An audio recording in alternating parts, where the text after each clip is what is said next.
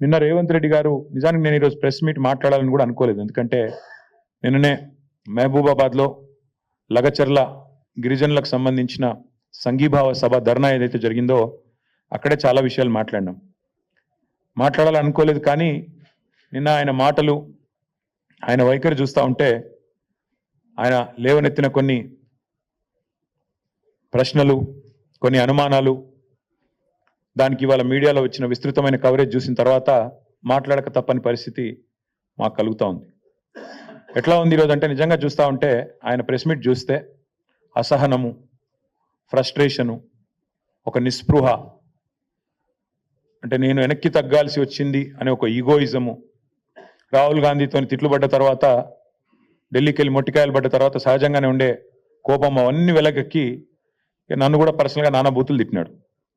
నాకైతే చూస్తే ఒకటే అనిపించింది, ఇప్పుడు రేవంత్ రెడ్డి గారు 10-15 సంవత్సరాలుగా అందరికి చెప్తా ఉండేటోడు ఎప్పటికైనా ముఖ్యమంత్రిని అవుతానని. మరి ముఖ్యమంత్రి అయిన తర్వాత కూడా ఇంత ఫ్రస్ట్రేషన్ ఎందుకు?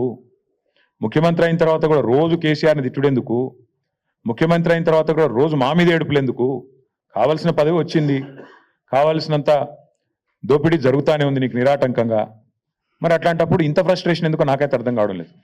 నిన్న ఆయన వైఖరి చూస్తుంటే నాకైతే ఒకటే అనిపించింది, చిట్టినాయుడు గారికి చిప్పు దొబ్బింది అనిపించింది. ఎందుకంటే ఆయన మాటలు, ఆయన వైఖరి నిన్న అసలు ఏం మాట్లాడుతున్నారో కూడా తెలియనంత ఒక ఏదో పిచ్చి రిపోర్ట్ రిలీజ్ చేసినాడు నిన్న. ఇవన్నీ బీఆర్ఎస్ హయాంలో విడుదల చేసిన అదానికి ఇచ్చిన ప్రాజెక్టులు అంటాడు. అరే ఎంత మూర్ఖత్వం అంటే, దీనికి నాకు ఏం చెప్పాలో కూడా అర్థం కావట్లేదు.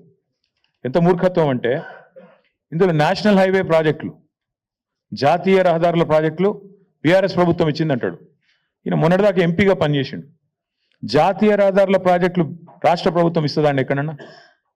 మరి గడ్కరీ గారు ఇక్కడ పనిచేస్తుండా, అక్కడ పనిచేస్తుండా? ఈయన మొన్నటిదాకా అక్కడున్నాడా, ఇక్కడున్నాడా? అసలు ఈరోజు ఎక్కడున్నాడు? మాకే అర్థం కావట్లేదు.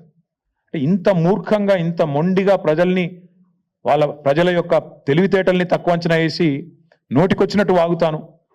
మంత్రిత్వ శాఖ జాతీయ ఉపరితల రవాణా అంటే నేషనల్ సర్ఫేస్ ట్రాన్స్పోర్ట్, గడ్కరీ గారు మంత్రి. ఆయన డిపార్ట్మెంట్ టెండర్లు పిలిచి అందులో అదానికి దేశమంతా వర్కులు వచ్చినాయి, ఈడొచ్చినాయి. అది మాకు అంటగడతానంటే ప్రజలు పిచ్చివాళ్ళు కాదు. ఇవాళ మా జర్నలిస్టు మిత్రులకు కూడా అన్నీ తెలుసు. ఏదో నువ్వు చెప్తున్నావు కాబట్టి వింటున్నారు, కానీ నిజానికైతే అప్పుడే ప్రశ్నించాలా మీరు కూడా. సార్ అవి జాతీయ రహదారులు కదా అని అడగలేదు ఎవరు, కాబట్టి ఇప్పుడు నేను చెప్తున్నా. రెండవది రక్షణ శాఖకు సంబంధించి అసలు మాకు చాలా ఆశ్చర్యంగా ఉంది. రక్షణ శాఖ రాష్ట్ర ప్రభుత్వ ఆధీనంలో ఉంటుందండి. రాజ్నాథ్ సింగ్ గారు ఏం చేస్తున్నారు మరిగా? రక్షణ శాఖ మంత్రి ఆయనకు ఎందుకు మరి? అంటే ఎంత మూర్ఖత్వం అంటే, మాట్లాడితే కనీసం కొద్దిగా సోయి లేదు, ఏం లేదు. ఇంకోటి 750 kV ట్రాన్స్మిషన్ లైన్ ప్రాజెక్టు, ఇది కూడా మాది కాదు, సెంట్రల్ గ్రిడ్ ఇది. అరే ఇవన్నీ గింత పిచ్చిగా, గింత మూర్ఖత్వంగా, గింత అవగాహన రాహిత్యంతో ముఖ్యమంత్రి మాట్లాడితే ఆయన ఏమనాలా? చిప్పు దొబ్బిందనకపోతే ఇప్పుడు దయచేసి నేను మీడియా మిత్రులను కూడా కోరుతా ఉన్నా, ఏది పడితే అది ముఖ్యమంత్రి నోట్లోంచి రాగానే అవేం భగవద్గీత అయిపోదు, అందులోకి వచ్చేటి అని శ్లోకాలు అయిపోవు. ఆయన మాట్లాడే దానిలో కూడా సరుకుందా, సబ్జెక్ట్ ఉందా, లేకపోతే అంతా బబరాజమానం భజగోవిందమా అడగాలి కదా. మనం కూడా అక్కడ కూర్చున్న వాళ్ళం ఎదురుగా జర్నలిస్టులుగా డెఫినెట్గా ఆయన నిలదీయాలి. అది కేంద్ర ప్రభుత్వ ప్రాజెక్టు కదా సార్, నువ్వు ఎందుకు పిచ్చి పిచ్చిగా మాట్లాడుతున్నావు అని ఒక్కరన్నా అడగాలి కదా. అయితే ఇంకా ఆశ్చర్యం, ఇంకా చాలా ఆయన మాట్లాడుతూ ఉంటే డ్రై పోర్టు కూడా కేంద్ర రాష్ట్ర ప్రభుత్వాల సంయుక్త ఆధ్వర్యంలో చేసేది, దానికి కూడా కేంద్ర ప్రభుత్వం అనుమతి ఇవ్వాలి. వాళ్ళతో సహకరించి, ఎందుకంటే మనకు ల్యాండ్ లాక్ స్టేట్, మనకు సముద్ర తీరం లేదు కాబట్టి డ్రై పోర్ట్ అనేది ప్రతిపాదన మనం తీసుకొచ్చినాం. దానికి కూడా కేంద్ర ప్రభుత్వంతో ఇంకా సంప్రదింపులు చేస్తానే ఉన్నాం. ఎవరికి ఏమి ఇవ్వలేదు, అది కూడా ఇవ్వంది ఇచ్చినట్టుగా చూపెట్టినాడు. ఇంకా విచిత్రం, ఇక సారు ఇదివరకు కూడా లక్ష్మయ్య సార్ కూడా ఐటీ మినిస్టర్గా పనిచేసినారు, వారికి తెలుసు. పాపం చిట్టినాయుడికి ఏమో తెలియదు, ఎవడన్నా చెప్తుంటాడా అంటే వినడు, అదో పెద్ద బాధ.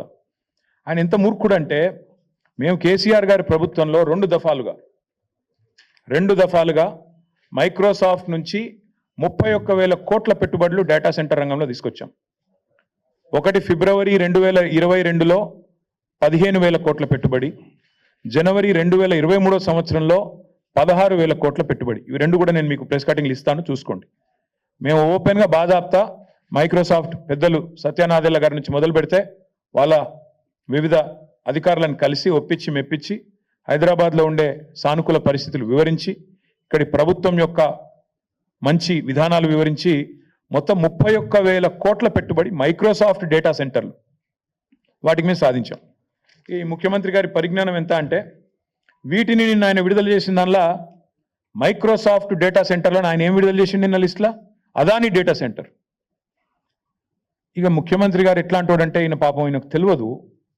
ఇదివరకు కూడా ఒకసారి ఇట్లే మాట్లాడాడు.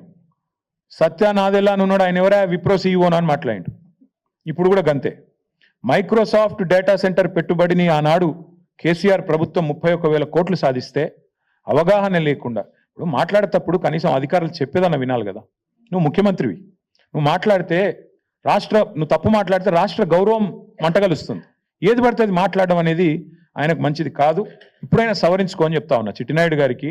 ఇప్పుడైనా సవరించుకోండి. 31,000 కోట్ల పెట్టుబడి రాష్ట్రానికి వచ్చింది. నా జేబులకు పోలే, కేసీఆర్ గారి జేబులకు పోలే, రాష్ట్రానికి వచ్చింది. రాష్ట్ర సంపద పెంచే అంశం, రాష్ట్రానికి మంచి జరిగే అంశం.